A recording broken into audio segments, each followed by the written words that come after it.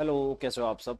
तो मैं विशाल शिकारा स्वागत करता हूँ आपका मेंसुरेशन 2D में। और इसके बारे में जो बेसिक बातें हैं वो मैंने आपको बता दी थी कि इसको 2D क्यों बोला जाता है, क्योंकि इसमें दो भुजाएं दी रहती हैं, टू डायमेंशन आपकी दी रहती हैं, जिसको हिंदी में विमाएं बोला जाता है। दो विमाएं दी रहती हैं और वो आपकी स्पेशली लंबाई और चौड़ाई होती है। ऊंचाई इसमें अगर ऊंचाई भी आपको दे दी जाती है तो 3 डायमेंशन हो जाता है, वो 3D में चला जाता है। ठीक है, और वो जो तीसरी होती है वो आपकी ऊंचाई होती है। लंबाई चौड़ाई ऊंचाई आपकी कहाँ पर आती है? मेंसुरेशन।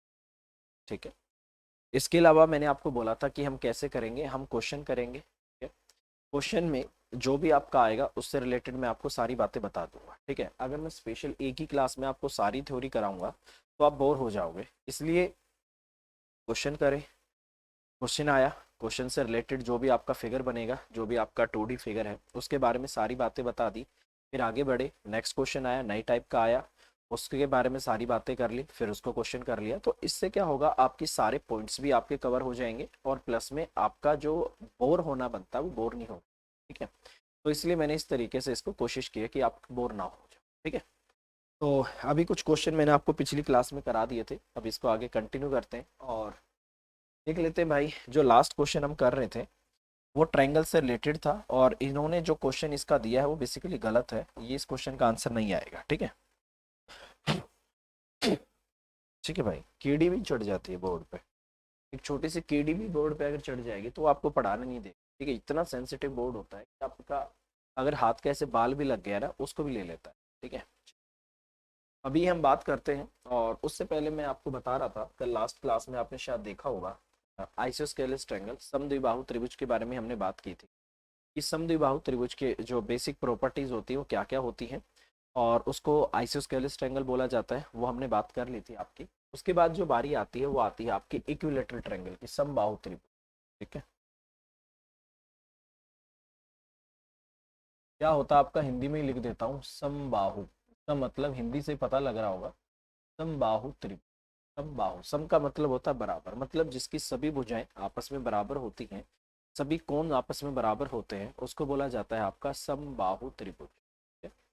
समबाहु त्रिभुज के बारे में क्या क्या आपको पता होना चाहिए? सबसे पहली बात, समबाहु त्रिभुज के बारे में जो आपको पता होनी चाहिए वो क्या है, वो बहुत ही अच्छी अच्छी बातें हैं और उसके बारे में हम देखते हैं। ठीक।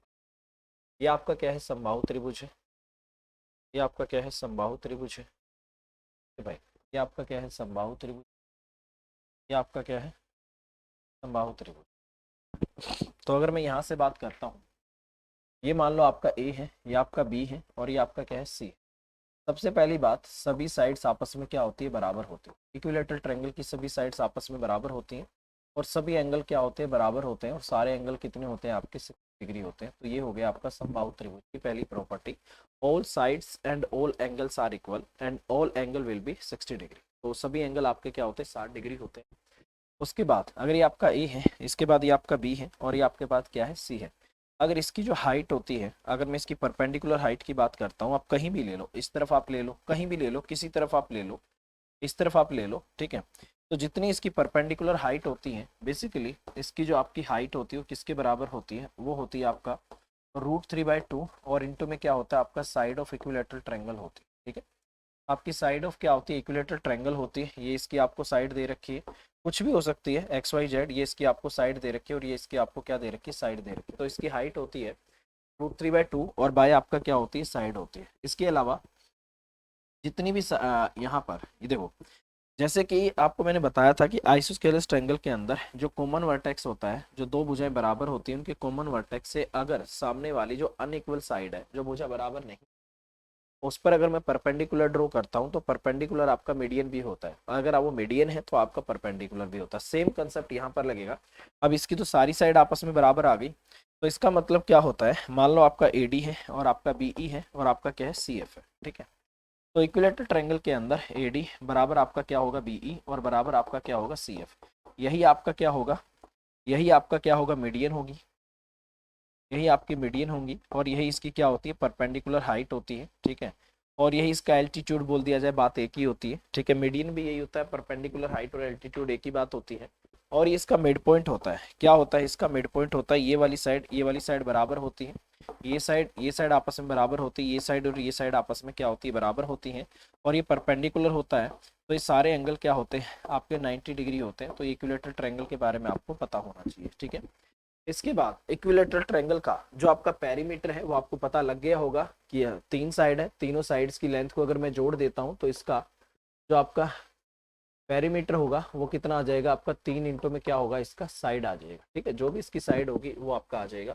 इक्विलेटरल ट्रायंगल सभी साइड आपस में बराबर, सभी एंगल आपस में बराबर, सभी मीडियन आपस में बराबर, सभी हाइट आपस में बराबर। और बेसिकली जो मीडियन होती है वही हाइट होती है, जो हाइट होती है वही आपकी मीडियन होती है। ये आपको पता होना चाहिए, ठीक है। और इसके बाद अगर मैं आपको बताऊं कि मान लो इक्विलेटरल ट्रायंगल है, उसके बाहर से अगर आपकी कोई रेडियस सॉरी सर्कल पास कर रहा है, मान लो आपका ए है, ये आपका बी है और ये आपका क्या है सी, ठीक है। तो याद रखना भाई, यहाँ से ये इसका क्या है सरकम सेंटर है, ये इसकी कैपिटल बाहर वाली रेडियस होती है। अगर मैं इसकी बात करता हूँ तो ये क्या होती है आपकी इन रेडियस होती है, छोटे वाले सर्कल की क्या होती है आपका रेडियस होती है। और ये चीज़ हमेशा याद रखना कि जो यहाँ पर जो अंदर वाला जो आपका पॉइंट होता है ये बेसिकली क्या होता है, ये वाला आपका इन सेंटर होता है, सॉरी सेंट्रोइड होता है। और सेंट्रोइड क्या काम करता है, इसको 2:1 के रेशियो में बांटने का काम करता है। इसका मतलब ए ओ और आपका यहाँ से डी ले लेता हूँ, ए ओ और ओ डी का जो आपका रेशो होगा 2 आपका 1 होगा। इसका मतलब इनकी सरकम रेडियस और इन रेडियस का रेशो भी आपका 2:1 होता है, ठीक है। इनकी जो सरकम रेडियस और इन रेडियस होती है उसका भी जो रेशो होता है आपका 2:1 होता है। और आपको पता है जो मीडियन होती है वही आपका हाइट होती है, ठीक है। तो हाइट आपकी टोटल 3 आ गई। तो याद रखना अगर सरकम रेडियस आपको निकालती है तो किसके बराबर होती है √2, और इनटू में इसकी जो साइड होती है उसका क्या होती है आपका 2/3 होती है। ये इसकी सरकम रेडियस होती है किसी भी इक्विलेटरल ट्रायंगल की। अगर मैं इन रेडियस की बात करता हूँ तो इन रेडियस होती है इसकी हाइट का √3/2 इंटू में आपका साइड, और उसका नीचे वाला हिस्सा 1/3 होता है। आप इसको हाइट का 1/3 भी बोल सकते हो इन रेडियस को, और सेम इस केस में सरकम रेडियस को आप हाइट का 2/3 भी बोल सकते हो, बात बराबर है, ठीक है। तो कभी भी अगर इक्विलेटरल ट्रायंगल की आपको हाइट दे रखी हो तो आपको उसके बाहर जो सर्कल जा रहा है उसको सरकम रेडियस बोला जाता है, रेडियस को कैपिटल आर बोला जाता है। कैपिटल आर जो होती है इसका हाइट का 2/3 होती है, इन रेडियस जो होती है इसकी हाइट का 1/3 होती है। इसके अलावा अगर आप डायरेक्ट याद करना चाहते हो तो किसी भी इक्विलेटरल ट्रायंगल के अंदर, किसी भी इक्विलेटरल ट्रायंगल के अंदर सपोज करो आपके पास कोई इक्विलेटरल ट्रायंगल है, ठीक है। तो याद रखना ये आपका ए है और ये आपका बी है और ये आपका क्या है सी, ठीक है। मान लो इसकी साइड ए है और ये आपकी ए है और ये आपकी ए है। याद रखिएगा अगर आपकी सरकम रेडियस निकालनी हो तो ए अपॉन में क्या होती है आपका √3 होती है, और अगर आपको इन रेडियस निकालनी हो तो ए अपॉन में क्या होती है आपका 2√3 होती है। ये सिर्फ किस में पॉसिबल होता है आपका इक्विलेटरल ट्रायंगल के अंदर आपका पॉसिबल होता है, ठीक है। इसके अंदर पॉसिबल होता है इक्विलेटरल ट्रायंगल के अंदर। तो ये आपको थोड़ी सी चीजें पता होनी चाहिए, ठीक है। इसके बाद अगर मैं यहाँ से बात करता हूँ क्या क्या इसमें पता होना चाहिए, पेरीमीटर आपको पता होना चाहिए। पेरीमीटर आपका कितना होता है 3 इंटू में आपका ए हो जाएगा, ठीक है। एरिया क्या होता है, एरिया निकालने के बहुत सारे फॉर्मूले होते हैं। इसका एरिया होता है बेसिकली आपका √3/4 और इंटू आपका जो साइड होता है उसका स्क्वायर होता है, ठीक है। ए इसकी क्या है साइड है, साइड का स्क्वायर करते हैं, ठीक है। इक्विलेटरल ट्रायंगल की जो आपका हाइट होती है वो बेसिकली किसके बराबर होती है √3/2 और इंटू में क्या होती है आपका ए होती है, ये इसकी हाइट होती है, ठीक है। ये इसकी हाइट होती है, यही मीडियन होती है। तो ये चीज़ आप हमेशा याद रखना। इसके अलावा एक और आपका जो डायरेक्ट क्वेश्चन आता है, ठीक है, क्योंकि हमें इसको ज़्यादा डीप में करने की ज़रूरत नहीं है, हमें इसको ज़्यादा डीप में करने की ज़रूरत नहीं है, ठीक है। तो अगर मैं यहाँ से इसकी बात करता हूँ, मान लो आपका ए है, ये आपका बी है और ये आपका सी है। इसके अंदर कोई भी पॉइंट पी है, कोई भी पॉइंट कहीं भी हो सकता है। इससे तीनों साइड्स पे अगर ये कह रहा है कि परपेंडिकुलर डाले गए हों, ये आपका P1 हो, ये आपका P2 हो और ये आपका क्या हो P3 हो, ठीक है। और ये इसकी क्या है साइड है, ए इसकी क्या है साइड है। तो अगर आपको ए मतलब इसकी साइड अगर आपको निकालनी है तो साइड किसके बराबर होगी 2/3 होगा इंटू में P1 प्लस आपका P2 और प्लस में क्या होगा आपका P3 होगा। ये आप हमेशा याद रखना, ठीक है। 2/3 सॉरी 2/√3 होना चाहिए, ठीक है। क्या होना चाहिए 2/√3 होना चाहिए और डायरेक्ट आपके यहाँ से क्वेश्चन का आंसर आना चाहिए, ठीक है। एक सेकंड रुकना, 2/√3 ही होना चाहिए, ठीक है। हाँ √3 आएगा, नीचे आपका क्या आएगा √3 आएगा, आपका √3 आएगा। अगर आपको एरिया निकालना पड़ जाए तो एरिया आपका बराबर होगा P1 प्लस आपका P2 और प्लस आपका P3, उसका आपको स्क्वायर करना है और आपको डिवाइड कर देना है √3 से, ठीक है। और इस तरीके से आपको करना है। ये P आपका कोई भी पॉइंट होगा, ये सिर्फ किस में पॉसिबल है आपका समबाहु त्रिभुज, इसमें पॉसिबल है आपका समबाहु त्रिभुज में। आगे आपका क्वेश्चन आएंगे और उसको मैं डायरेक्ट आपको बताऊंगा कि कैसे ये फॉर्मूला लगा के डायरेक्ट आपका क्वेश्चन किया जा सकता है। ठीक है, तो अच्छे क्वेश्चन है। और इसके अलावा एरिया की हम बात कर रहे थे, और भी इसके फॉर्मूला होते हैं, उसको भी देख लो एक बार। ठीक है, और इसके अलावा एरिया निकालने के बहुत सारे फॉर्मूला है जो अभी मैंने आपको बताया था। एरिया निकालने का ये फॉर्मूला भी आपका होगा 1/2 इंटू में आपका बेस। और अगर आपके पास परपेंडिकुलर हाइट है तो किसी भी ट्रायंगल का एरिया निकालने के लिए फॉर्मूला आपका लग सकता है। इसी के अलावा जैसे 1/2 हो गया इंटू में आपका ए, और इंटू आपका बी हो गया, इंटू में अगर इनके बीच का एंगल आपको दे रखा है। ठीक है, अगर इनके बीच का एंगल आपको दे रखा, मान लो ए है, आपका बी है, आपका सी है। ठीक है, ये साइड आपको ए दे दी, ये आपको बी दे दी, ये आपका अल्फा दे दिया। दो साइड जो गिवन हो उसके बीच वाला एंगल आपको पता होना चाहिए। जैसे ये कोई भी ट्रायंगल आपको दे दिया, ठीक है, ये आपका ए है, ये आपका बी है, ये आपका सी है, ये इसकी हाइट अगर आपको गिवन है, ये इसका बेस हो गया, और परपेंडिकुलर हाइट आपको गिवन होनी चाहिए। ठीक है, और इसके अलावा इस ट्रायंगल का एरिया ये आ चुका है आपका √3/4, और इंटू में जो भी इसकी साइड होगी उसका क्या करना है, आपको स्क्वायर कर देना है, आपका एरिया आ जाएगा। तो इक्विलेटरल ट्रायंगल का एरिया इन सभी से निकाला जा सकता है। ठीक है, क्या निकाल लिया, एरिया निकाल लिया, इन रेडियस हो गई, सरकम रेडियस हो गई, पैरामीटर हो गया। अगर किसी अंदर कोई भी पॉइंट है उससे अगर तीनों साइड्स पे परपेंडिकुलर डाले गए हो, उससे साइड कैसे निकलेगी, उससे एरिया कैसे निकलेगा, वो मैंने आपको बताया। ठीक है, तो ये होती है आपकी थोड़ी बेसिक सी चीजें, तो इनके बारे में आपको पता होना चाहिए। इन रेडियस सरकम रेडियस का जो आपका रेशो होता है वो मैंने आपको बता दिया है। अब वो बेसिकली हाइट का 1/3 होती है, या हाइट का आपका 2/3 होती है, ये मैंने आपको बता दिया है। ठीक है, अब इसको क्वेश्चन करेंगे। और ये ट्रायंगल के बारे में ज्यादातर हमने कर लिया है। विषमबाहु त्रिभुज आपने जान लिया, सम द्विबाहु त्रिभुज आपने जान लिया, समबाहु त्रिभुज आपने जान लिया है।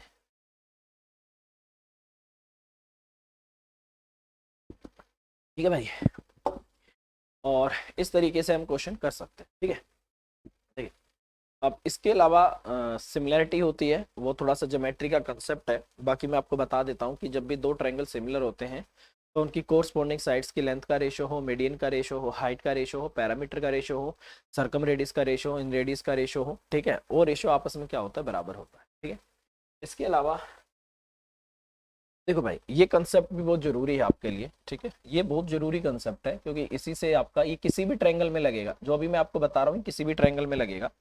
मान लो ये आपका ए है, ये आपका बी है, और ये आपका सी है, और ये आपका क्या है, डी पॉइंट है, ये आपका एक्स है, और ये आपका क्या है, वाई। ठीक है, अगर कोई मुझसे ये पूछे कि ट्रायंगल ए बी डी, और आप एरिया बता दो यहाँ से ट्रायंगल ए डी सी के एरिया का रेशियो, अगर कोई मुझसे पूछे तो क्या होगा। देखो भाई, कभी भी अगर कॉमन वर्टेक्स इनका हो जहां से एक परपेंडिकुलर हाइट डाली जाए, इनका अगर वर्टेक्स कॉमन हो तो इनकी जो परपेंडिकुलर हाइट डाली जाएगी वो बेसिकली कॉमन होगी। तो इसका जो एरिया होगा, ये एरिया होगा आपका 1/2, और 1/2 हाइट, और ये कितना आ गया, बेस आपका इतना आ गया। देखो, ये जरूरी नहीं होता कि किसी भी ट्रायंगल की हाइट जो होती है उसके अंदर ही हो, ऐसा कुछ पॉसिबल नहीं, मतलब जरूरी नहीं है। आपका जो अधिक कोण त्रिभुज होता है उसकी परपेंडिकुलर हाइट उससे बाहर बनती है। ठीक है, तो अगर मैं इस ट्रायंगल की बात कर रहा हूँ तो इसकी भी हाइट यही बनेगी। इसका एरिया हो गया आपका 1/2, हाइट आपका इतना हो गया, और इंटू आपका वाई हो गया। 1/2 से 1/2 हाइट से आपका हाइट गया, तो आपका एक्स अपॉन में क्या आ गया, वाई आ गया। तो ये चीज हमेशा याद रखना कि जब भी एक ट्रायंगल, ये दो ट्रायंगल बन रहे हो और एक ही बेस पे बन रहे हो, और इनसे जो हाइट डाली जाएगी वो अगर इनका वर्टेक्स कॉमन होता है, तो उस केस में इनके जो एरिया का रेशो होता है वो वही होता है जो इनके किसका रेशो होता है, बेस का रेशो।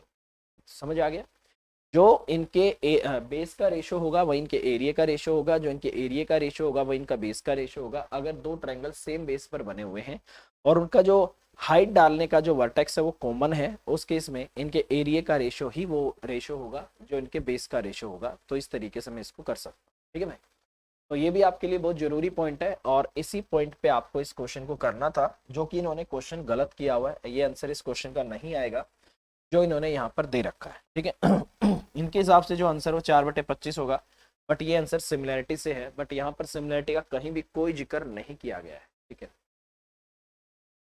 एक सेकंड देख लेते हैं भाई। बोला गया है कि त्रिभुज एबीसी का आधार एबी है, एबी पर बिंदु डी इस प्रकार है कि एबी 5 सेंटीमीटर है, डी भी आपका 3 है। हाँ, नहीं आएगा, ये आंसर गलत है, ये गलत है भाई इसका आंसर। ठीक है, बेसिकली आप खुद देखो, अगर मैं बात करता हूँ, ये मेरे पास क्या है, एक ट्रायंगल है। ठीक है, ये मेरे पास एक ट्रायंगल है, ये कह रहा है कि ये आपका ए है, ये आपका बी है, और ये आपका सी है। ठीक है, ट्रायंगल ए बी सी का आधार ए बी है, ए बी पर बिंदु आपका डी इस प्रकार है, ये आपका क्या है, यहाँ पर डी कोई पॉइंट है आपका इस प्रकार है कि ए बी आपका कितना है 5 है, सॉरी ए बी पर एबीसी का आधार ए बी है, उल्टा करो ना, बेस चेंज करो क्योंकि बेस इसने उल्टे दे रखे हैं। ठीक है, इसने बोला है ए बी आपका बेस है, ये ए हो जाएगा, ये आपका बी हो जाएगा और ये आपका सी हो जाएगा। ठीक है, ये आपका इतना हो गया। ये कह रहा है कि ए बी आपका कितना है 5 है, 5 हो गया। ठीक है, डी बी आपका कितना है, डी बी ये आपका कितना है 3 है, ये 3 है तो इसका मतलब ये आपका 2 हो गया, ये आपका 2 हो गया। कह रहा है कि एडीसी का एरिया बताओ, एडीसी का एरिया आपका ये हो गया और एबीसी का एरिया बताओ, पूरे का आपका एरिया आ गया। तो अभी मैंने क्या बोला था, जब भी दो ट्रायंगल सेम बेस पर बने हो और उनकी जो हाइट जहां से परपेंडिकुलर डाला जाएगा वो कॉमन आपका जो वर्टेक्स वो कॉमन होता है, एक ही वर्टेक्स से आपकी हाइट डाली जाएगी, उसके इसमें जो एरिया का रेशो होता है वो वही होता है जो इनके आधार का रेशो होता है। तो इसका एरिया आपका कितना होगा, 2 होगा और इसका एरिया कितना हो गया आपका 3 हो गया। तो टोटल का एरिया कितना हो गया आपका पूरे बड़े त्रिभुज का, 2 और 3 आपका क्या हो गया 5 हो गया। ठीक है, अब ये कह रहा है कि मुझे एडीसी का एरिया बताओ। तो इसका मतलब ट्रायंगल आपका क्या आ गया, एडीसी आ गया और नीचे अपने पास ट्रायंगल आपका क्या आ गया, एबीसी आ गया। एडीसी आपका क्या है 2 है और एबीसी आपका क्या है 5 है। तो इसका मतलब इनके एरिया का जो रेशियो होगा वो आपका 2 और 5 का होगा। तो 2/5 आपके क्वेश्चन का आंसर आएगा। इन्होंने गलत दे रखा है क्योंकि कहीं पर भी सिमिलैरिटी है ही नहीं और इनमें सिमिलैरिटी लगेगी भी नहीं। ठीक है, तो ये क्वेश्चन का आंसर गलत है, 2/5 आपका आंसर आएगा। और कंसेप्ट वही लगना है कि जब भी दो ट्रायंगल सेम बेस पर बनते हैं और उनकी हाइट जहां से डाली जाती है अगर वो वर्टेक्स कॉमन होता है तो उस केस में जो उनके आधार का रेशियो होता है वही उनकी एरिया का रेशियो होता है, जो कि मैंने आपको प्रूफ करके बताया था। ठीक है, तो क्वेश्चन का आंसर आपका 2/5 आना चाहिए। ठीक है, चलिए नेक्स्ट।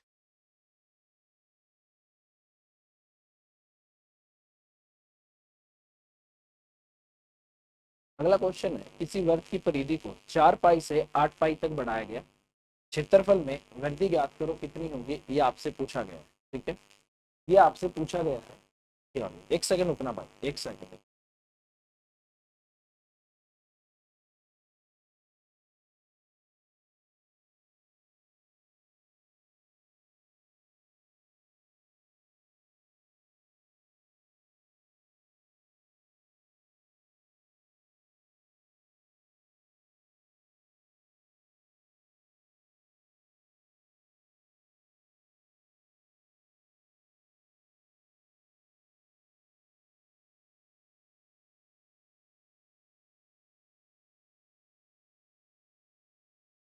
ठीक है, तो ये क्या हो गया, हेलो आवाज आ रही है ना भाई? ठीक है, थोड़ा सा ये क्या हो रहा है, देखो मैंने बोला था कि यहाँ से थोड़ा सा इश्यू आता है इसमें। ठीक है, वगैरह आ जाती है ना, ये भी बड़ा परेशान करते हैं। देखो भाई, आवाज में थोड़ी बहुत दिक्कत आएगी, उसके लिए कोऑपरेट करना। ठीक है, क्योंकि कई बार क्या होता है लाइट जाती है तो थोड़ा सा अर्थिंग का इशू आ जाता है। देखो बोला गया है कि किसी व्यक्ति की परिधि को 4 पाई से 8 पाई तक बढ़ाया गया है। तो इसका मतलब देखो, पहले जो आपकी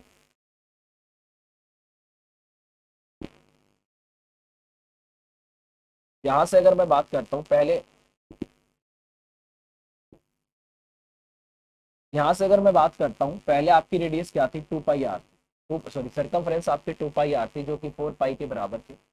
अब ये कह रहा है कि किसी वर्ग की परिधि को 8 पाई तक बढ़ा दिया गया, इसका मतलब 2 पाई आर आपकी किसके बराबर होगी, आपकी 8 पाई के बराबर होगी पाई। ठीक है, देखो यहाँ से अगर मैं बात करता हूँ, थोड़ा इसको काट ही लेते हैं। ठीक है, तो इसको दोबारा लिखो यार। ठीक है, क्योंकि आपको सरकमफ्रेंस दे रखी है, तो सरकमफ्रेंस की अगर मैं बात करता हूँ, पहले सरकमफ्रेंस आपकी कितनी थी, 2 पाई आर थी। ठीक है, तो ये किसके बराबर थी, 4 पाई थी। पाई से आपकी पाई कट गई, 2 दूनी आपका 4 आ गया। तो इसका मतलब रेडियस पहले आपकी कितनी थी, 2 थी। ठीक है, अब ये कह रहा है कि हमने इसको क्या कर दिया, 8 पाई। तो 2 पाई आर आपका कितना हो गया, 8 पाई हो गया। पाई से आपका पाई कट गया, 2 चौक आपका 8 हो गया। तो इसका मतलब रेडियस क्या होगी आपकी, 4। यही होगा भाई। ठीक, देखो कभी भी अगर इस तरीके से बोला गया है कि मेरी परिधि, मैंने आपको बता रखा है कि परिधि क्या होती है, सर्कल के चारों तरफ जो उसकी लंबाई होती है वही उसका जो परिमाप होता है, वही आपका जैसे कि आपका रेक्टेंगल में स्क्वायर में पैरामीटर बोला जाता है या परिधि बोल दिया जाता है। ठीक है, तो ये आपका इतना आ जाता है। ठीक है, और ये आपका 4 आ गया। कह रहा है क्षेत्रफल पे क्या प्रभाव पड़ेगा। अगर मैं एरिया की बात करूं तो एरिया आपका पहले कितना था, एरिया आपका पहले पाई आर का स्क्वायर था, अब एरिया कितना हो गया आपका, पाई आर का स्क्वायर हो गया। पाई से देखो कोई फर्क नहीं पड़ रहा, 2 का स्क्वायर और ये कितना होगा आपका, 4 का स्क्वायर। तो इसका मतलब एरिया पहले 4 था, अब कितना हो गया, 16 हो गया। तो कितने गुना हो गया, 4 गुना। ठीक है, तो इसका मतलब ये हो गया आपका इट, तो ये वाला। ठीक है, इसका मतलब क्या है आपका 4 गुना, कितना हो गया आपका, 4 गुना। तो एरिया कितना होगा आपका 4 गुना हो जाएगा। तो ये आपके क्वेश्चन का आंसर है। तो एरिया देखो, आपको क्वेश्चन की लैंग्वेज पे जाना होगा। एरिया कैसे निकलता है, रेडियस से निकलता है। रेडियस कैसे निकलेगी, सरकमफ्रेंस से निकलेगी। 4 था 16 हो गया, कितने गुना हो गया, 4 गुना। तो ये आपके क्वेश्चन का आंसर आ गया। ठीक है, तो देखो सारी बेसिक चीजें मैं आपको कोशिश करके बता चुका हूँ। और हालांकि किसी क्वेश्चन में मान लो नया पॉइंट आएगा, मैं आपको फिर बताऊंगा। ऐसे तो है नहीं मैं आपको बताऊंगा नहीं, तो मैं आपको बताता हूँ। ठीक है, चलिए नहीं। अगला क्वेश्चन है, एक समचतुर्भुज के विकर्ण क्रमशः 32 सेंटीमीटर और 24 सेंटीमीटर है, तो समचतुर्भुज का परिमाप क्या होगा, ये आपसे पूछा। चलो भाई इसके बारे में जान लेते हैं। क्या बोला इसने, समचतुर्भुज। समचतुर्भुज क्या होता है आपका, यहां से अगर मैं बात करता हूं तो समचतुर्भुज को अगर मैं बोलूंगा तो उसको क्या बोलते हैं, रोम्बस। क्या बोलते हैं, रोम्बस। इसके बारे में जान लो थोड़ा सा, क्या होता है रोम्बस आपका। कुछ इस टाइप की आपकी शेप होती है, आपने देखा होगा। ठीक है, ऐसी आपकी शेप होती है रोम्बस की। ठीक, तो मान लो कि आपका ए है, ये आपका क्या है, बी है, और ये आपका क्या है, सी है, और ये आपका क्या है, डी। ठीक है, इसके जो डायगोनल होते हैं वो आपस में बराबर नहीं होते हैं, बट एक दूसरे को हमेशा याद रखना 90 डिग्री पे बाइसेक्ट करते हैं। ठीक है, पहली बात, ये भी आपका 90 होगा, ये आपका 90 होगा, ये आपका 90 होगा, ये आपका 90 होगा। मान लो कि इसका डायगोनल आपका 2x है, तो ये आपका x होगा, ये आपका x होगा, ये आपका 2y है, तो ये आपका क्या होगा, y। ठीक है, रोम्बस के डायगोनल एक दूसरे को 90 डिग्री पे क्या करते हैं, बाइसेक्ट करते हैं। रोम्बस समचतुर्भुज के जो विकर्ण होते हैं वो आपस में बराबर नहीं होते, ये पता होना चाहिए आपको। और इसके अलावा इसकी चारों भुजाएं आपस में बराबर होती हैं। ये आपका ए है तो ये भी ए होगा, और ये भी आपका ए होगा, और ये भी आपका क्या होगा, ए होगा। ठीक है, अगर मैं यहाँ से बात करता हूँ, अगर कोई मुझसे पूछता है कि इसका पैरामीटर किसके बराबर होता है, तो इसका पैरामीटर होता है 4 इंटू में आपका ए, तो कितना हो गया आपका 4। ये इसका क्या होता है, पैरामीटर। ठीक है, इसके अलावा ये आपका क्या है, ए है। यहाँ से एक बात और याद रखना कि अगर मैं इसकी भुजा को निकालना चाहता हूँ तो इसकी जो आपकी साइड होती है वो बेसिकली किसके बराबर होती है, वो बराबर होती है आपका डायगोनल 1, पहले डायगोनल का आधा, और प्लस में डायगोनल जो दूसरा डायगोनल है उसके आधे का आप स्क्वायर कर देना, तो ये आपका इसके बराबर हो जाएगा। इसको आप डायरेक्ट ऐसे भी बोल सकते हो कि 4a का जो आपका स्क्वायर होगा वो आपका d1 का स्क्वायर और प्लस में d2 के स्क्वायर के बराबर होगा। ये भी आप यहाँ से इसको बोल सकते हो। ठीक है भाई, ये भी आप बोल सकते हो।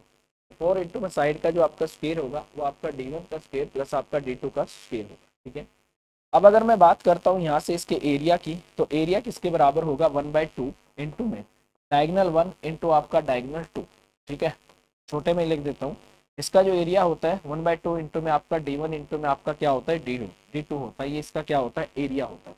अगर मुझसे कोई पूछे कि यार इसका पैरीमीटर कितना है, अच्छा ये तो मैंने बता दिया। पैरामीटर 4 इंटू में क्या होगा, आपका साइड होगा, ये मैं आपको बता दूँ। ठीक है, ये आपका इतना आ जाएगा। ठीक है, और यहाँ पे इसके ये वाले जो आपका होता है, अच्छा इसके अलावा और आपको क्या पता होना चाहिए, इसके अलावा ये आपको पता होना चाहिए, ये साइड और ये साइड, दो अपोजिट साइड्स आपस में क्या होती हैं, पैरेलल होती हैं। ये आपको पता होना चाहिए। ठीक है भाई, ये भी सबसे जरूरी पॉइंट है कि रोम्बस की जो चारों साइड होती है उनमें दो अपोजिट साइड आपस में क्या होती है, पैरेलल होती है, चारों साइड बराबर होती हैं। डायगोनल एक दूसरे को 90 डिग्री पे बाइसेक्ट करते हैं, मतलब समद्विभाजित करते हैं, बट डायगोनल आपस में बराबर नहीं होते हैं रोम्बस के अंदर। जो डायगोनल बराबर होते हैं वो सिर्फ आपके रेक्टेंगल के, आपके स्क्वायर के, और इसके अलावा होता है आइसोस्केलेस ट्रेपीजियम, समद्विबाहु समलंब चतुर्भुज। इन तीन फिगर के डायगोनल आपस में बराबर होते हैं, बाकी किसी के भी डायगोनल आपस में बराबर नहीं होते। ये भी आप हमेशा याद रखें। ठीक है, तो ये आपका इतना हो गया। ओके, इसके अलावा आप हमेशा याद रखना कभी भी, और ये छोटी सी प्रॉपर्टी आपको पता होगी, मान लो कि दो साइड आपस में पैरेलल है। अगर ये साइड आपस में पैरेलल है तो ये एंगल अल्फा होता है, तो ये भी आपका अल्फा होता है, ऑल्टरनेट एंगल। सेम उसी तरीके से ये अगर आपका अल्फा है तो ये भी आपका क्या होगा, अल्फा होगा। ठीक है, उसी प्रॉपर्टी से ये अगर आपका बीटा है तो ये भी आपका क्या होगा, बीटा होगा।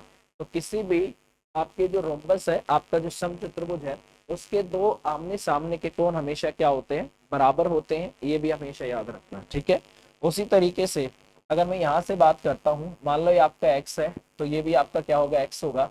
इस तरफ का आपका y होगा तो ये भी आपका y होगा, ऑल्टरनेट एंगल। ठीक है, तो ये वाला एंगल और ये वाला एंगल हमेशा आपस में बराबर होगा। इसी तरीके से ये वाला एंगल और ये वाला एंगल हमेशा आपस में क्या होंगे, बराबर होंगे। किसकी वजह से होंगे, आपके एकांतर कोण ऑल्टरनेट एंगल की वजह से होंगे। इसका जरूरी है आपको पता होना, क्योंकि इस पे क्वेश्चन बनते हैं, इससे आपको एरिया निकलवाया जाता है। ठीक है, तो ये चीज आपको पता होनी चाहिए। ठीक है, ये बहुत सिंपल है। और ये समचतुर्भुज के बारे में सारी बातें हो गई। फिर से बता देता हूँ, चारों साइड बराबर, अपोजिट साइड्स आपस में पैरेलल होती हैं, दोनों डायगोनल की लेंथ बराबर नहीं होती है, डायगोनल एक दूसरे को 90 डिग्री पे समद्विभाजित बाइसेक्ट जरूर करते हैं। और इसके अलावा ये जो छोटे छोटे चार त्रिभुज हैं, इनका एरिया आपस में बराबर होता है, अपोजिट एंगल आपस में बराबर होते हैं। Area 1/2 into diagonal 1 into diagonal 2 होता है। मैंने आपको बोला था किसी भी चतुर्भुज का एरिया होता है 1/2 into D1 into D2 into sine alpha. Alpha क्या होता है कि जहां पर ये डायगोनल एक दूसरे को काटते हैं, तो अगर मैं इसको यहाँ से साइन एल्फा लिखूंगा तो एल्फा कितना हो जाएगा आपका 90 हो जाएगा, और साइन 90 पे आपका 1 होता है, इसलिए आपको यहाँ पर लिखने की जरूरत नहीं। ठीक है, पेरीमीटर आपको बता दिया है। और इसके अलावा यहाँ पर एक छोटा सा ट्रायंगल ए ओ बी अगर बनेगा, इसमें पाइथागोरस लग सकती है, तो पाइथागोरस से इसकी साइड निकाली जा सकती है। ये दे रखा हो, ये दे रखा हो तो ये निकाला जा सकता है, ये दे रखा हो, ये दे रखा हो तो ये निकाला जा सकता है बाय पाइथागोरस। ये भी आप हमेशा याद रखना। ठीक है, और पाइथागोरस जहाँ पे लगेगी वहां पर ट्रिपलेट लगेगा ही लगेगा, वो भी याद रखना मेरे भाई। तो इस तरीके से मेरे हिसाब से आपको चीजें समझ आ रही होंगी। ठीक है मेरे भाई, ठीक है, तो इनको आप करते रहो और चीजें आपको समझ आती रहेंगी भाई। कुछ भी आपको डाउट आएगा तो हम बैठे हुए हैं, क्वेश्चन आप करते रहो साथ के साथ। ठीक है, चलिए भाई।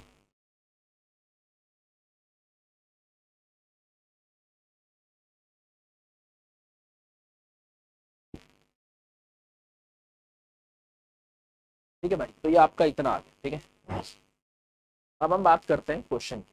ठीक है, तो इस पे क्या क्वेश्चन पूछा था वो देखिए।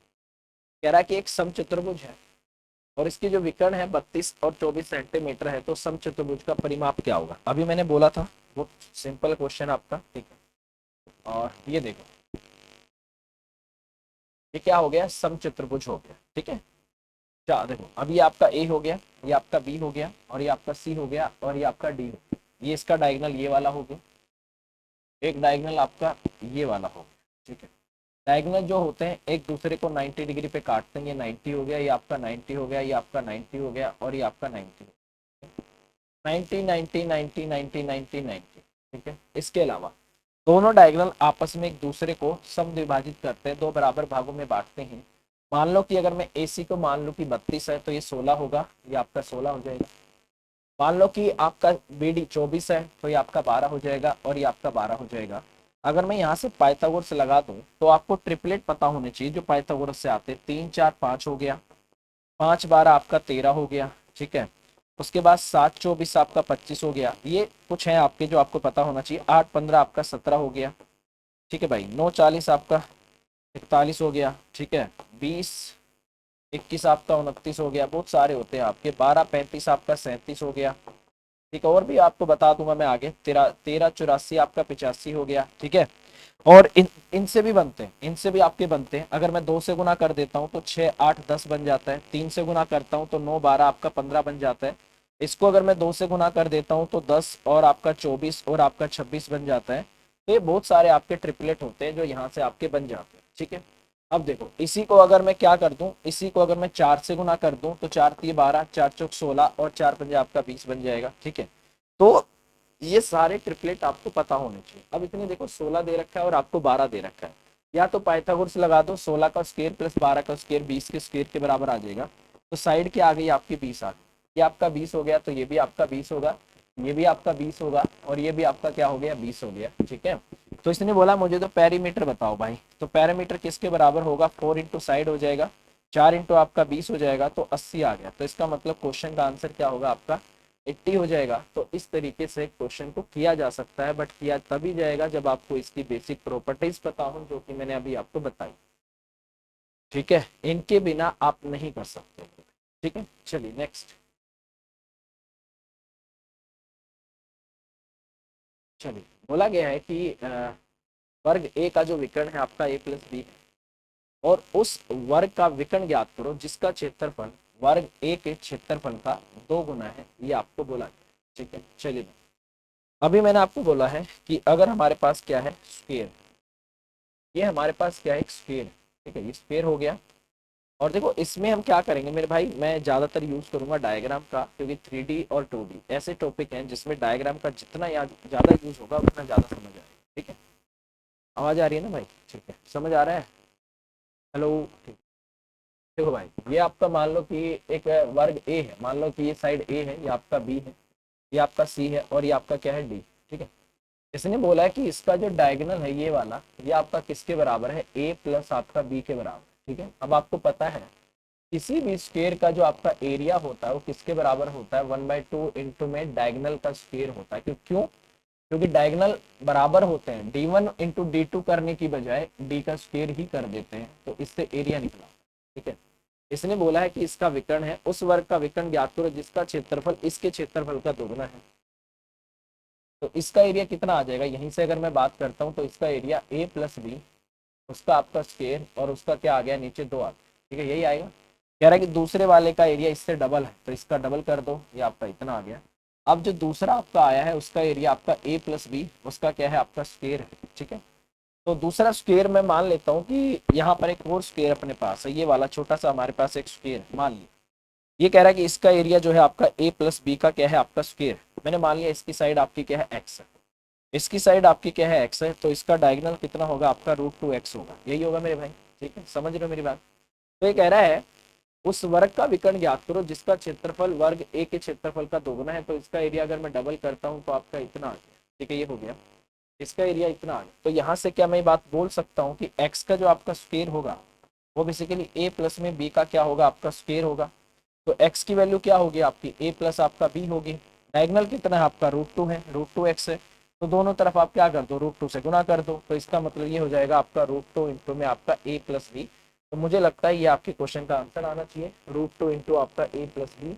और इन्होंने क्वेश्चन का आंसर दिया हुआ है √2 इंटू ए प्लस बी, और यही अपने क्वेश्चन का आंसर है, डी वाला। तो इस तरीके से क्वेश्चन को करना है। क्वेश्चन में अगर एक बार आपको उसकी बेसिक समझ हो गई, फिर क्वेश्चन को करने से आपको कोई नहीं रोक सकता।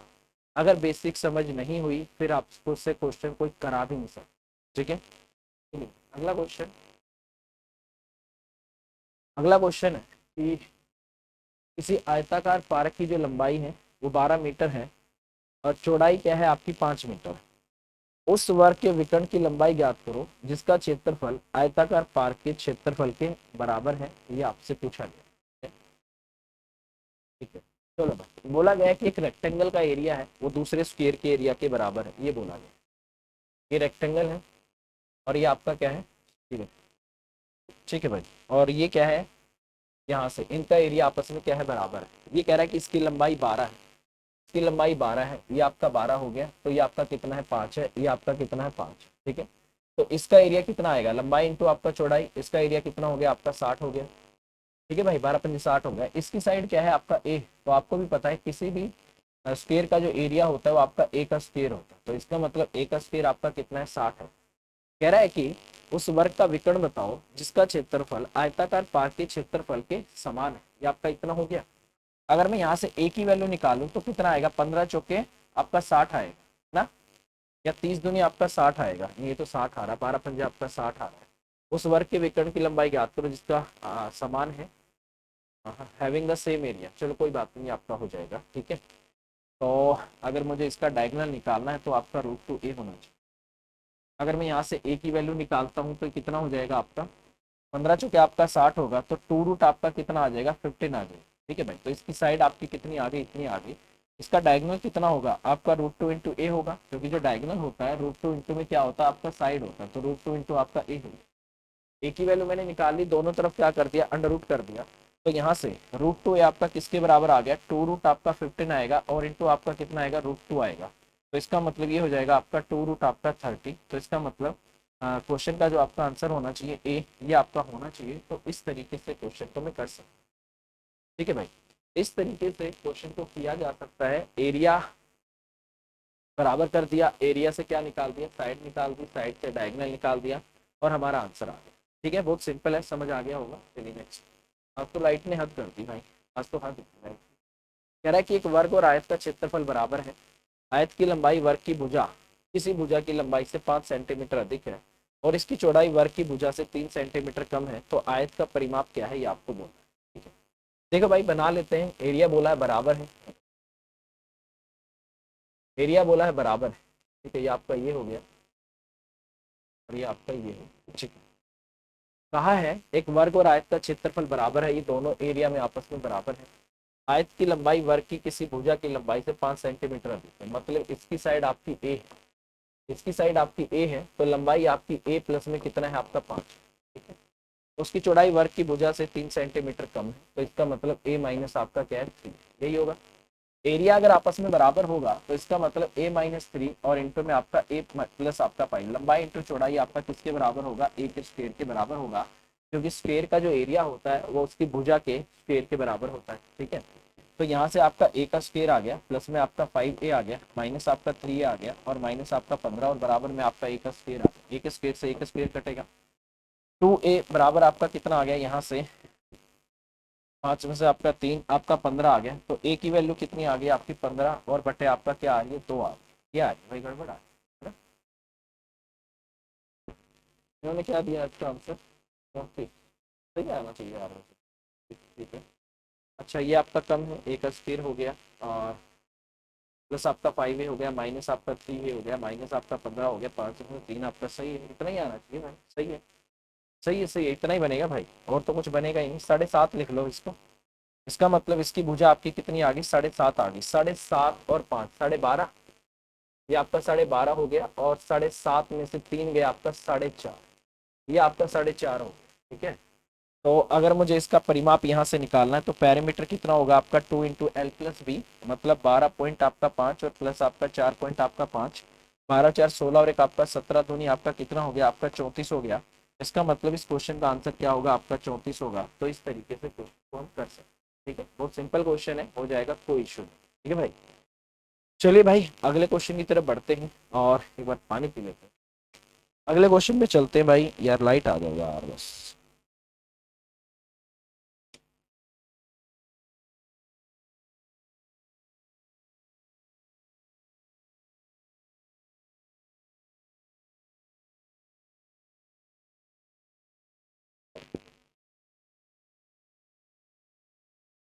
अगला क्वेश्चन जो आपका है वो इस तरीके से होगा, कह रहा है कि एक समचतुर्भुज का परिमाप आपका 40 सेंटीमीटर है, और यदि दोनों विकर्णों में से एक की लंबाई 12 है तो दूसरे विकर्ण की लंबाई क्या होगी, ये आपको बताना है।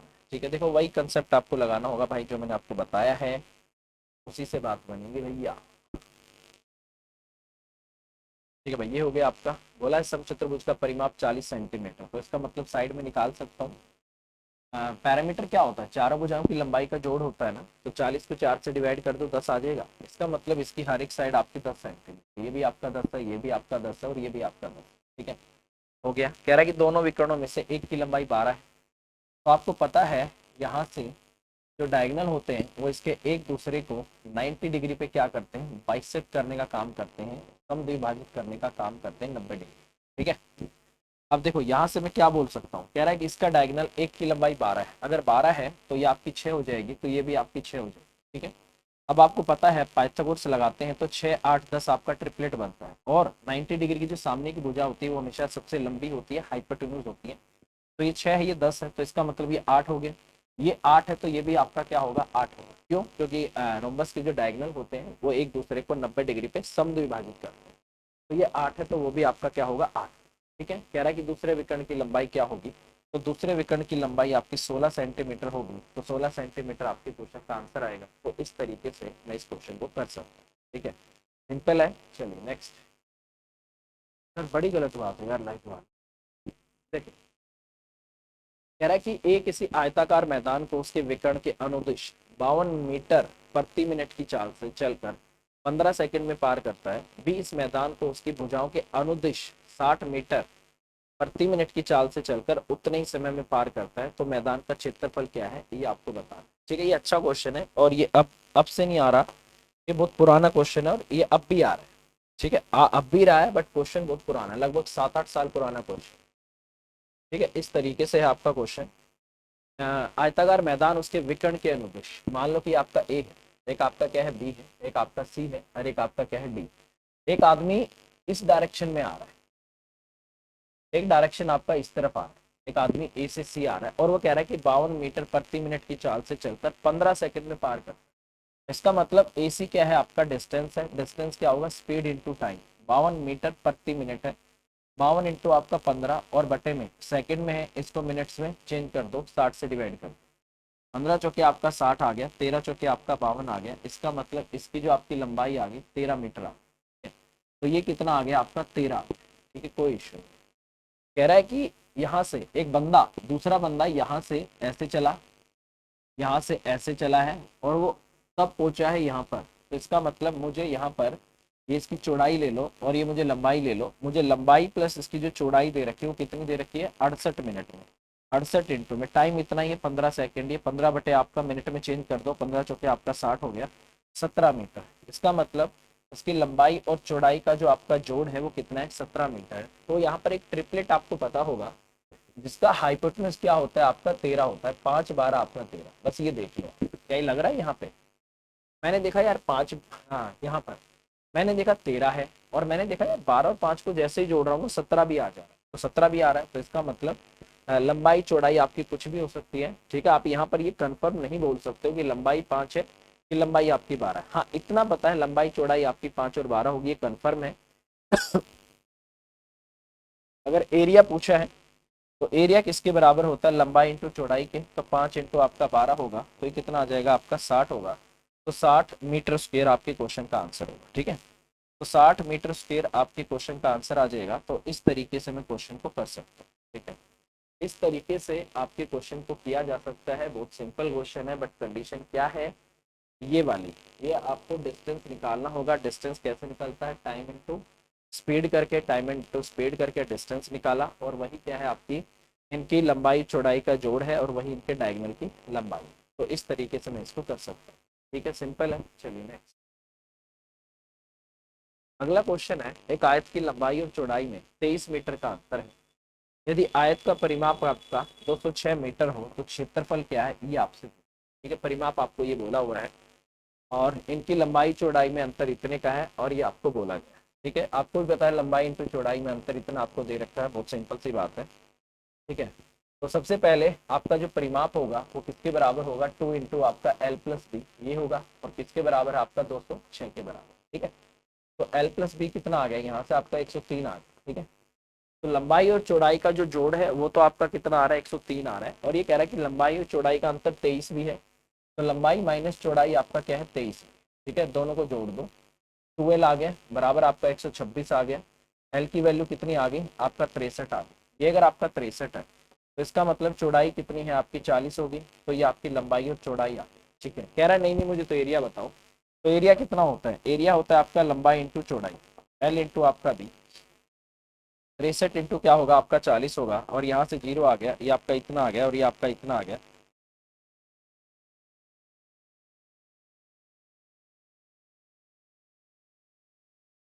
ठीक है भाई, तो अगर मैं इसको यहाँ से करता हूँ तो 2520 मीटर स्क्वायर ये आपके क्वेश्चन का आंसर है।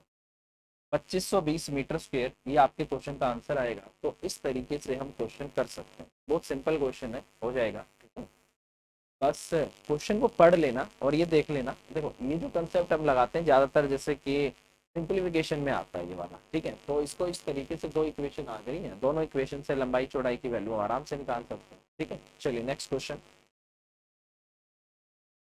अच्छा, किसी पहिए की त्रिज्या आपकी 1.75 मीटर है, 11 किलोमीटर चलने में पहिए द्वारा चक्कर ज्ञात करो कितने लगाए जाएंगे, ये आपको बता।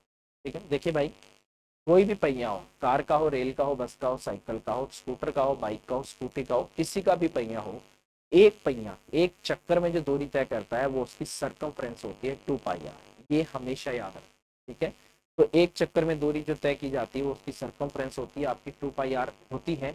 तो अगर इसने बोला है कि 11,000 किलोमीटर आपको चलना है, तो कभी भी अगर आपको टोटल डिस्टेंस निकालना हो तो डिस्टेंस कैसे निकालेंगे, डिस्टेंस निकालने का तरीका क्या होगा। अगर मैं इसका डिस्टेंस निकालूंगा तो डिस्टेंस निकालने का तरीका क्या होगा मेरे भाई, यहाँ से मैं इसका क्या रख सकता हूँ, एक चक्कर में तय दूरी आपका 2 पाई आर आ गया, और इंटू में क्या कर दो आपका एन। एन क्या आता है, होता है नंबर ऑफ रेवोल्यूशन, मतलब जितने उसने चक्कर लगाए वो एन होता है। एन क्या होता है, नंबर ऑफ रेवोल्यूशन, उसके द्वारा लगाए गए चक्करों की संख्या एन कहलाती है। ठीक है। तो अगर डिस्टेंस मेरा कितना है, किलोमीटर में है, और त्रिज्या आपकी किस में है, मीटर में है, तो अगर मुझे यहाँ से रेवोल्यूशन की संख्या अगर निकालनी पड़े तो कैसे करेंगे, दोनों को सेम कर लेंगे। या तो उसको किलोमीटर में चेंज कर दो या इसको मीटर में चेंज कर दो, तो मैं ये बात बोल सकता हूँ 11,000, यहाँ से मैं बात बोल सकता हूँ कि 11,000 मीटर बराबर होगा आपका यहाँ से, किलोमीटर है ना, 2 पाई आर, 2 गुना में आपका 22 बटे आपका 7, और इंटू में रेडियस कितनी है 175 बटे आपकी 100 हो जाएगी, ठीक है। और इंटू क्या हो जाएगा, ये एक चक्कर में आपकी तय की गई दूरी है, और ऐसे ऐसे कितने आपने चक्कर लगाए हैं, n। तो दोनों तरफ से टोटल डिस्टेंस को इक्वल कर दो, 11,000 आपका जो बराबर होगा मीटर में, ये भी आपका सारा मीटर में आ गया, तो ये सब कुछ बराबर हो गया, ठीक है। अगर मैं यहाँ से इस क्वेश्चन को काटता हूँ तो 25 सत्ते आपका 175 आ गया, 25 चौके आपका 100 आ गया, ठीक है। 2 दुनिया आपका कितना आ गया, 4 आ गया, ये आपका 11 पे चला गया, और ये आपका 7 पे, और ये 11 से आपका कट के 1000 पे आ गया, ठीक है। तो इसका मतलब यहाँ से n की वैल्यू कितनी आ गई आपकी, 1000 आ गई। तो इसका मतलब ये दूरी तय करने के लिए आपको जो चक्कर लगाने होंगे वो 1000 लगाने पड़ेंगे भाई, 1000 आपके क्वेश्चन का आंसर होगा। और इन्होंने क्वेश्चन का आंसर क्या दिया है, इन्होंने दिया भाई 1000, ठीक है। बहुत सिंपल क्वेश्चन है मेरे भाई, मैं फिर कह रहा हूँ क्वेश्चन आपके पेपर्स में ज़्यादा कॉम्प्लिकेटेड नहीं आते हैं, बस एग्जामिनर ये नहीं चाहता कि आप मैथ में पीएचडी करो, वो ये चाहता है कि मैं इसको ये देखूं कि इसको सब्जेक्ट की और इस टॉपिक की बेसिक नॉलेज कितनी है, ठीक है। वो आपकी नॉलेज चेक करता है, वो ये नहीं देखता भाई कि आप इसमें कितने परफेक्ट हो, ठीक है।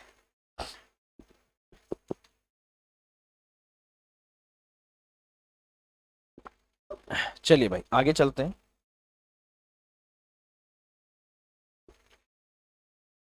अगले क्वेश्चन में चलते हैं। अगला क्वेश्चन है 28 सेंटीमीटर भुजा वाले वर्ग के अंदर खींचे गए बड़े से बड़े वृत्त का क्षेत्रफल क्या होगा। The area of the largest circle that can be draw inside a square. देखो भाई बहुत सिंपल बात है, मैंने आपको पहले ही बता दिया था कि अगर आपके पास, ये मैंने आपको पहले ही बता दिया था कि अगर आपके पास कोई स्क्वायर है, ठीक है, सपोज करो ये हमारे पास क्या है, स्क्वायर, ये आपका ए है, ये आपका बी है, ये आपका सी है, और ये आपका क्या है, डी। 28 सेंटीमीटर त्रिज्या वाले, सॉरी भुजा वाले वर्ग के अंदर खींचे गए बड़े से बड़े, के अंदर बड़े से बड़ा आपका जो सर्कल बन सकता है वो यही बन सकता है, ये इसका सर्कल है। और आपको पता होगा कि यहाँ से अगर इसके अंदर सर्कल बनता है तो ये हमेशा याद रखना, उसका जो डायमीटर होता है वो स्क्वायर की क्या होती है, भुजा होती है, उसकी साइड होती है। तो अगर ये इसकी साइड आपको 28 दे रखी है, अगर ये आपका 28 है, तो इसका मतलब रेडियस आपकी कितनी है, 14 है, 14 14 हो जाएगा, ठीक है। बोला गया है मुझे इसका एरिया बताओ, तो एरिया क्या होगा मेरे भाई, एरिया होगा आपका पाई आर का स्क्वायर, मतलब आपका 22 बटे आपका 7 होगा, इंटू आपका 14 होगा, और इंटू आपका क्या होगा, 14 होगा, यही होगा। 7 दूनी आपका 14 आ गया, 22 इंटू में आपका कितना आ जाएगा, अगर मैं यहाँ से करता हूँ 22 प्लस में 28 है, 22 प्लस 6 भी कर सकता हूँ, 22 का स्क्वायर आपका कितना आ गया, यहाँ से अगर मैं 22 का स्क्वायर आ गया यहाँ से आपका 484, और प्लस में 6 दूनी 12, 6 दूनी 12 और एक आपका 13, 132, 6 आ गया, 8 और 3 11 आ गया, 4 5 और एक आपका 6 भी आ गया। इसका मतलब उसका जो एरिया होगा 616 आना चाहिए, और इन्होंने क्वेश्चन का आंसर दिया है मेरे भाई डी, तो यही आपके क्वेश्चन का आंसर आ जाएगा। तो इस तरीके से आप क्वेश्चन तभी कर सकते हो जब आपको ये पता हो कि अंदर अगर स्क्वायर के अंदर अगर सर्कल है तो हमेशा उसकी जो रेडियस होती है वो बेसिकली स्क्वायर की साइड का क्या होती है, आधा होती है, और अगर इसके बाहर सर्कल होता है तो उसकी जो साइड, उसकी जो रेडियस होती है वो डायगोनल का आधा होती है। तो ये भी बातें आपको पता होनी, ठीक है। चलिए भाई नेक्स्ट क्वेश्चन कह रहा है कि 2 सेकेंद्रीय वृत्त जिनकी परिधि 88 सेंटीमीटर और 132 सेंटीमीटर है। देखिए 2 सेकेंद्रीय वृत्त, जो कि इनके नाम से ही पता लग रहा है, सेकेंद्रीय वृत्त 2 ऐसे वृत्त होते हैं, ऐसे 2 सर्कल होते हैं जिनका जो सेंटर होता है वो कॉमन होता है, सेम केंद्र होता है जिनका, ठीक है। मान लो एक सर्कल आपका ये है, ठीक है भाई, और उसके बाद एक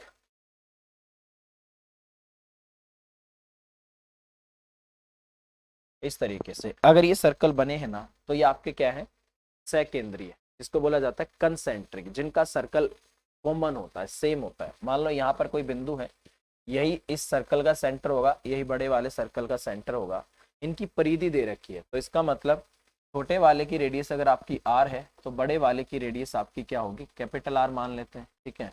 बोला गया है कि इसके द्वारा बनाए गए यहाँ से एरिया ऑफ द रिंग, देखो ये जो एरिया होता है ना बेसिकली, ये वाला जो आपका एरिया होता है ना, ये वाला, ये होता है एरिया ऑफ आपका रिंग। अब आपको पता है इसको कैसे निकाल सकते हैं, अगर मैं बाहर वाले बड़े वाले सर्कल में से अंदर वाले छोटे सर्कल का एरिया माइनस कर दूं तो मेरा एरिया ऑफ रिंग निकल कर आ जाएगा। तो इसके लिए हमें क्या पता होना चाहिए, इसके लिए हमें इनकी रेडियस पता होनी चाहिए। क्या पता होनी चाहिए, रेडियस। तो ये एरिया ऑफ रिंग होता है, इस सर्कल में से इस सर्कल का एरिया माइनस कर दो, ये एरिया आपका निकल कर आ जाएगा। ठीक है भाई, तो ऐसे इसको करना है। तो कैसे निकाले भाई, सबसे पहले तो रेडियस निकालते हैं। 2 पाई आर, 2 गुना में आपका 22 बटे आपका 7 हो गया, ये आपकी इन रेडियस होगी, बराबर में आपका 88 हो गया। 44 दूनी आपका 88 हो गया, तो रेडियस आपकी कितनी आ गई, आपकी 14 आ गई। ठीक है, ये हो जाएगा। उसके बाद फिर इसने बोला है 132 सेंटीमीटर। अगर मैं यहाँ से बात करता हूँ 2 पाई आर, ये किसके बराबर हो गया, पाई की वैल्यू रख ही लेते हैं, जो कटेगा काट देंगे। 2 इंटू में आपका 22 बटे आपका 7 हो गया, कैपिटल आर हो गई, और ये कितना हो गया आपका 132 हो गया। ठीक है, यहाँ से 11 दूनी आपका 22 हो गया, और 11 एकम 11 और दूनी आपका 22 हो गया, 4 ती आपका 12 हो गया। तो कैपिटल आर आपकी कितनी आ गई, 7 ती आपका 21 आ गई। तो कैपिटल आर आपकी कितनी होगी, 21 हो जाएगी।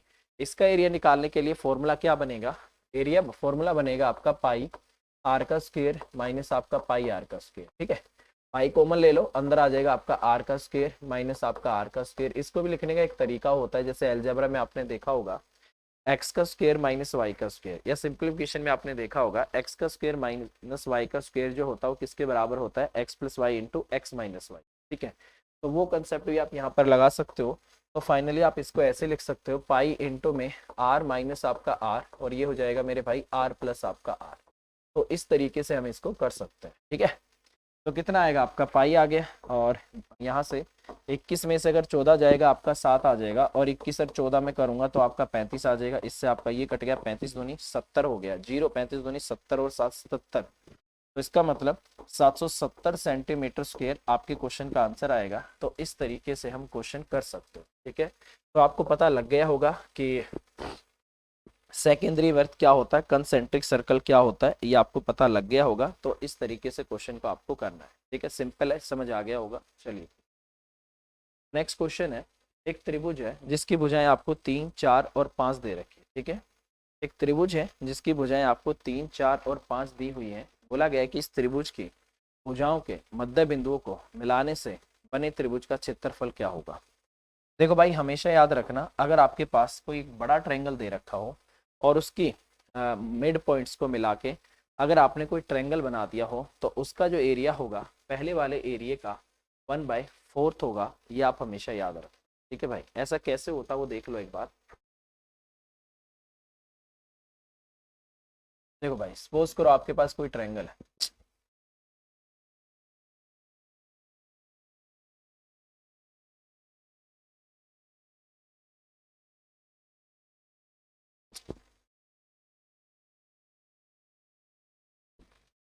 सपोज करो आपके पास, अरे यार ये क्या हो गया,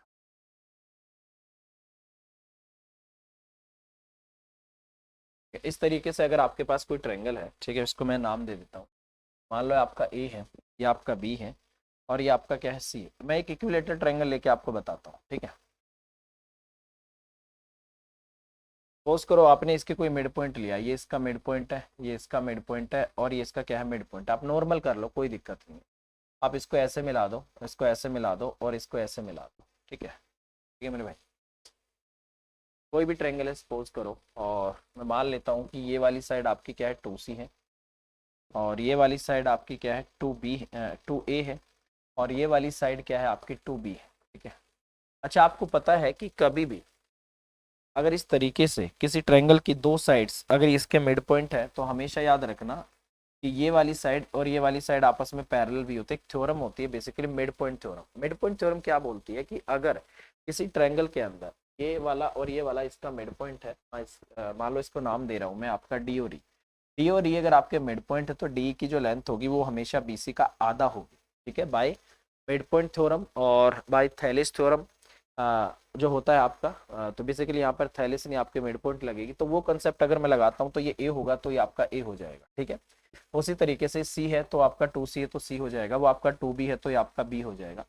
अगर मैं इसकी बात करता हूँ, मिड पॉइंट है तो ये सी होगा, तो ये भी सी होगा।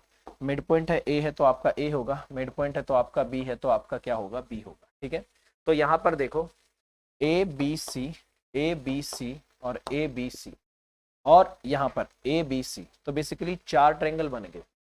ठीक है, और चारों ट्रायंगल कैसे बन गए, जिनकी चारों तीनों साइड आपस में बराबर है, तो इसका मतलब ये क्या होंगे, कॉन्ग्रुएंट हो गए। जब भी किन्हीं ट्रायंगल्स की सभी साइड आपस में बराबर हो जाती है, सर्वांग सम हो जाते हैं, कॉन्ग्रुएंट हो जाते हैं, और ये कॉन्ग्रुएंट हो गया। कॉन्ग्रुएंट होने की वजह से इनका जो एरिया है वो सबका बराबर होगा। इसका एरिया अगर आपका एक्स है तो इसका भी एरिया एक्स होगा, इसका भी एरिया आपका एक्स होगा, और इसका भी एरिया एक्स होगा। तो यहाँ से मैं ये भी बोल सकता हूँ कि पूरा बड़ा ट्रायंगल 4 इक्वल एरिया में डिवाइड हो गया।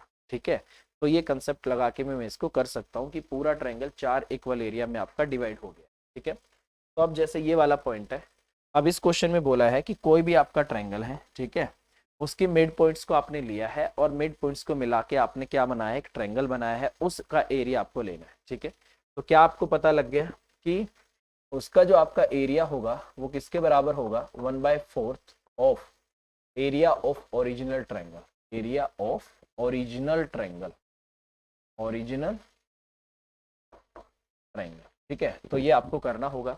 अब अगर मैं इसके एरिया की बात करता हूँ, तो किसी भी ट्रायंगल का एरिया होता है, जैसे 3 4 5 आपको दे रखा है, तो ये बात आपको समझ आ गई होगी भाई, ट्रिपलेट है, और ट्रिपलेट है तो इसका मतलब ये क्या है, एक आपका राइट एंगल है। ये 3 हो सकती है तो ये 4 भी हो सकती है, ये 4 होगी तो ये आपकी 3 होगी, बट ये कन्फर्म ही आपका 5 होगा। ठीक है, सबसे किसी भी ट्रायंगल में सबसे बड़ी भुजा के सबसे बड़ी एंगल के सामने सबसे बड़ी भुजा होती है। ठीक है, तो 90 के सामने आपका ये हो गया, तो एरिया अगर मैं इसका निकालूंगा, बेस इंटू हाइट कोई भी हो, दोनों को मल्टीप्लाई में ही आना है, तो इसका एरिया आपका इतना हो गया। तो अब जो एरिया होगा पूरे बड़े का आपका 1/4 होगा। ठीक है, यहाँ से 2 दूनी आपका 4 हो गया, 2 दूनी आपका 4 हो गया, तो एरिया कितना आएगा आपका 3/2। तो कितना एरिया आना चाहिए आपका 3/2, और इन्होंने भी क्वेश्चन का आंसर क्या दिया हुआ है, 3/2 आपको दिया हुआ है। ठीक है भाई, इस तरीके से इस क्वेश्चन को हम आसानी से कर सकते हैं। ठीक है, देखो भाई, हर एक क्वेश्चन में क्या लॉजिक है वो मैं आपको बताते हुए चल रहा हूँ। फिर भी आपको कोई डाउट रह जाता है तो आप मेरे से पूछ सकते हो, कॉन्टेक्ट कर सकते हो, मैसेज कर सकते हो, कोई दिक्कत नहीं है। ठीक है, फिर भी आपको जो कंटेंट दिया जा रहा है परफेक्ट दिया जा रहा है, जो भी इसमें आपको डाउट आया है वो आपको साथ के साथ में कोशिश कर रहा हूँ बताने की। ठीक है, कंटिन्यू क्लास करते रहिए। अभी के लिए इतना ही, bye bye, take care, all the best, thank you.